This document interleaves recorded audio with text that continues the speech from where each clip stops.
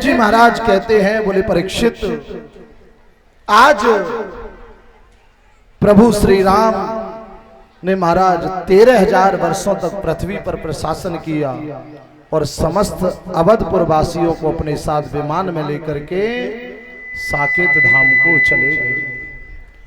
बोलिए राजा रामचंद्र भगवान की जय हो। जय जय श्री राधे श्याम।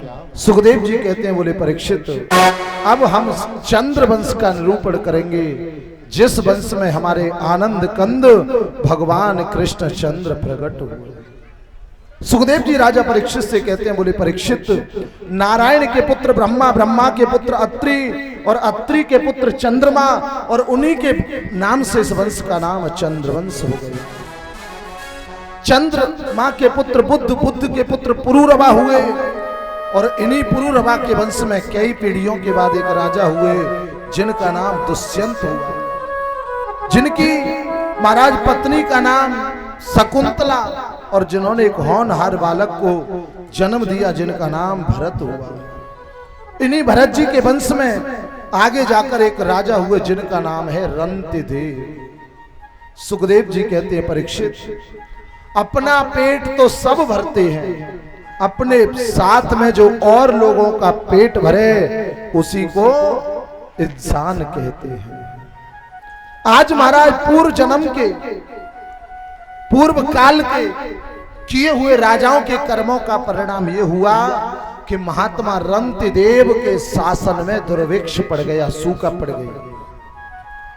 लोग अगर अपनी जमीन में 10 किलो गेहूं बोते तो 2 किलो गेहूं पैदा होते। आज महात्मा रंतिदेव के जब प्रशासन में दुर्भिक्ष पड़ा तो उन्होंने ये घोषणा करवा दी कि मेरे राज्य में कोई भी प्राणी दुखी नहीं रहेगा, जिसको जो चाहिए वो मुझसे लेकर के जाए। आज महाराज प्रजा में बांटते बांटते देते देते ये स्थिति आ गई कि अपने घर में केवल 250 ग्राम चावल और एक मटका कलश, महाराज एक कलश जल का भरा हुआ बचा है। आज महात्मा रंतिदेव ने अपनी पत्नी से कहा, देवी घर में कुछ खाने के लिए है? उनकी धर्म पत्नी कहने लगी, स्वामी 1 पाव चावल है, बोले उन्हीं को पकाओ और उन्हीं का भोग लगाओ, उन्हीं को ग्रहण करते हैं। आज महाराज चावल बनाए, तुलसी लगाई, ठाकुर का भोग लगाया, और जैसे ही 2 थालियों में आए, एक पत्नी के लिए, उनके लिए सामने आकर के रखे कि इतने में एक पंडित जी आ गया। राजन कुछ खाने को मिलेगा, मुझे 4 दिन हो गए, मैं 4 दिन से भूखा हूं। सुखदेव जी कहते हैं, परीक्षित, आज महात्मा रंतिदेव ने अपने सामने जो परोसी हुई थाली थी वो उनको दे दी। नहीं, मेरे राज्य में कोई दुखी नहीं रहेगा, कोई भूखा नहीं सोएगा, आप ये ले जाइए, ये ग्रहण करिए। स्थिति ये कि महात्मा रंतिदेव के यहाँ कुछ भी नहीं बचा। पत्नी से कहा, कुछ है? बोले अब कुछ नहीं है, केवल 1 मटका जल का है। बोले जैसी ठाकुर की इच्छा, कभी 56 भोग तो कभी सूखी रोटी। अगर जल की बात है तो जल लाओ, जल का ही भोग लगाओ। जल का मटका आया, तुलसी लगाई, भोग लगाया, और जैसे ही जल को पीने वाले थे कि इतने में एक चांडाल आ गया जिसके पास 5-5 कुत्ते थे। राजन,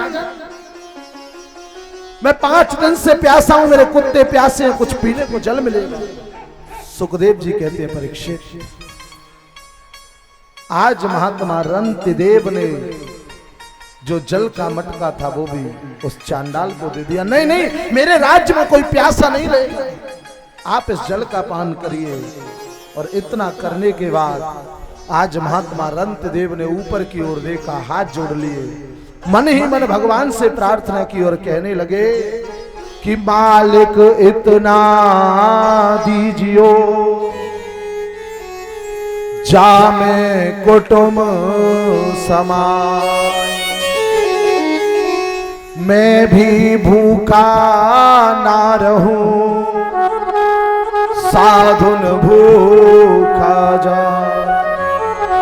महाराज इतना कहा है कि तड़ तड़ करके काले पीले नीले बादल आ गए और बड़ी जोर से महाराज घनघोर बरसात होने लगी। सुखदेव जी कहते हैं परीक्षित, वो ब्राह्मण वो चांडाल कोई और नहीं, साक्षात नारायण थे।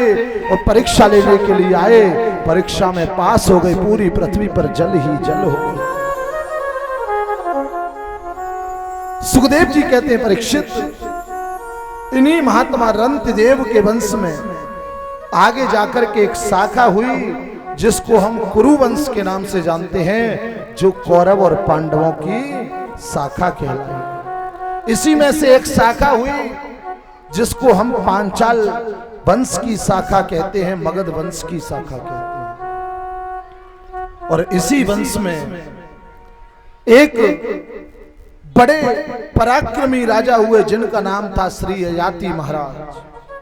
उन्हीं के सबसे बड़े पुत्र थे जिनका नाम था यदु, और उन्हीं यदु के नाम से इस चंद्र वंश का नाम यदुवंश हो गया।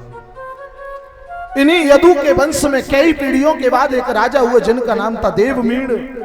देवमीड़ राजा की दो पत्नी थी, एक पत्नी के दो पुत्र हुए जिनका नाम है अर्जन्य और पर्जन्य। और एक पत्नी के जो पुत्र हुआ उनको हम सूरसेन के नाम से जानते हैं। अर्जन्य और पर्जन्य के दोनों को मिलाकर के 9 पुत्र हुए जिनको हम नंद बाबा के नाम से जानते हैं, नवनंद के नाम से जानते हैं, जो गोकुल में निवास करते हैं। और सूरसेन जी के जो पुत्र हुए वो वसुदेव आदि हुए। सुखदेव जी कहते हैं परीक्षित, वसुदेव जी के 7 पत्नी थी कि कौरवी रोहिणी भद्रा मदिरा रोचना देवकी प्रमुखा आसन पत्न्यान कदुंदवे।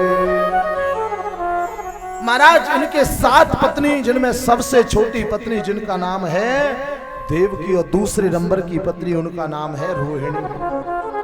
रोहिणी के संतान जल्दी नहीं हुई। जब देवकी के 6 पुत्र हो गए तब 7वीं संतान के रूप में रोहिणी के पहले पुत्र बलराम जी हुए। देखिए बलराम जी अकेले भाई नहीं थे, बलराम जी के कई भाई और थे। बल, गद, सारद, ध्रुव, विपुल आदि नामों के उनके कई भाई और थे। ये माता रोहिणी के पुत्र थे। सबसे छोटी महारानी देवकी के 8 पुत्र हुए राजन, और 8 में सबसे पहले का नाम कीर्तिमान हुआ।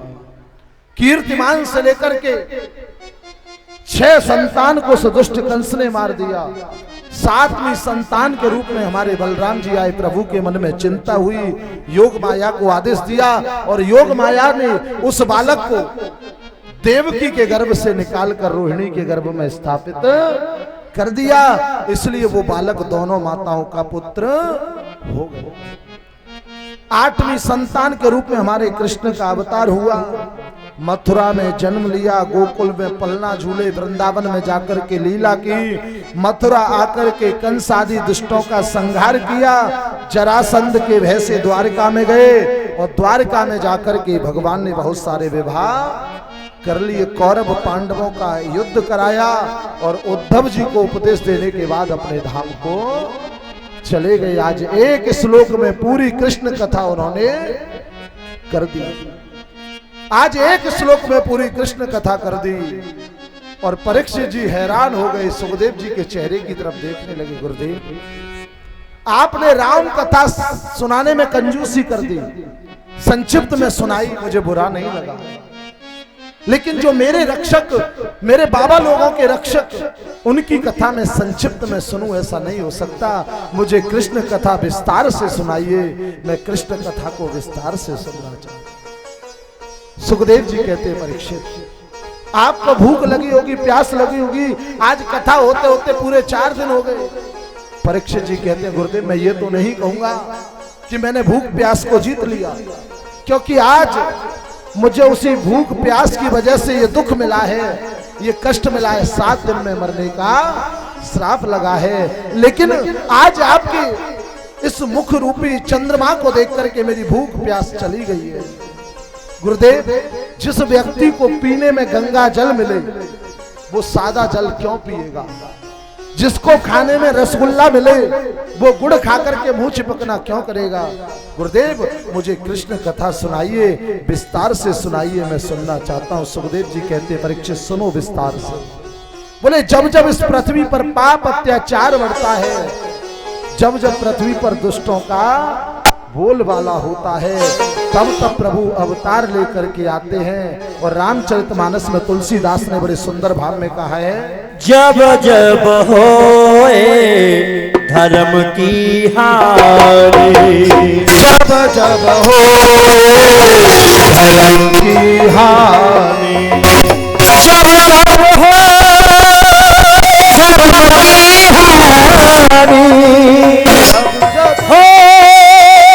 धर्म की हानि, बारह असुर अधम अभिमानी, बारह असुर अधम अभिमानी, तब तब धारी प्रभु विविध शरीरा, तब तब धारे विविध शरीरा, हो तब तब धारे प्रभु विविध शरीरा, हरहे कृपा निधि सजन पीरा, हरहे कृपा निधि सजन पीरा।